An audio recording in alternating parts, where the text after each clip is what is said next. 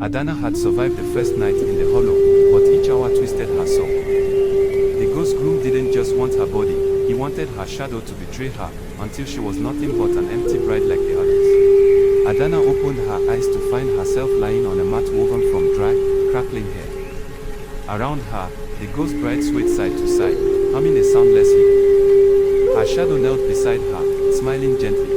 The ghost groom rose from his throne and pointed at her. "Tonight, my bride must prove her loyalty.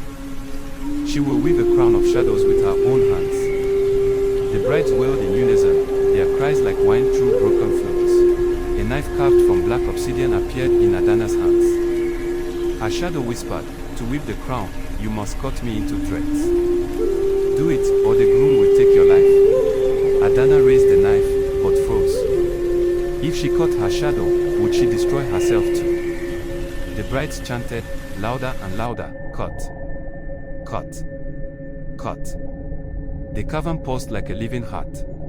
Before she could act, her shadow snatched the knife and stabbed her hand. Blood dripped onto the cavern floor, and the roots drank greedily. The ghost groom laughed, "She bleeds. She belongs."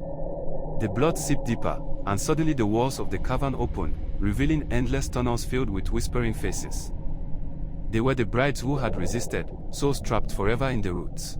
One voice stood out, a young man's. "Adana, don't drink, don't cut, don't obey. The way out is not through him, it's through us." The roots twitched violently as the ghost groom hissed. The cavern thundered. The ghost groom's veil fluttered, almost revealing his face. "Silence, worm. She is mine." Lightning of green fire cracked through the roots, burning the pleading faces. Adana's shadow leaned close, whispering, "Do not listen to them. They are liars. I am you, and I know the only way out. Become the groom's forever bride." The ghost groom roared, "Prove yourself, bride. Walk through the fire of roots. If you burn, you are false. If you survive, you are mine." A pathway of flaming roots stretched before her. Adana stepped forward. The flames licked at her wrapper but did not burn her flesh. Instead, she felt whispers entering her mind, voices of the brides before her. Each step was heavier, pulling her deeper into despair. Halfway through, her shadow detached itself completely, walking beside her.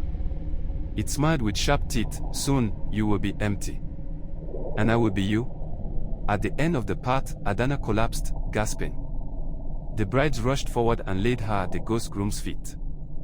He raised his hand, "Tomorrow, you will wed me before the eternal tree." As Adana wept silently, the young man's voice whispered again through the roots, "Adana, tomorrow is not the wedding. It is the sacrifice. If you do not flee before the third night ends, you will never leave." Adana now knows the wedding is actually a sacrifice, but her shadow has turned against her, and the groom is preparing to bind her soul forever.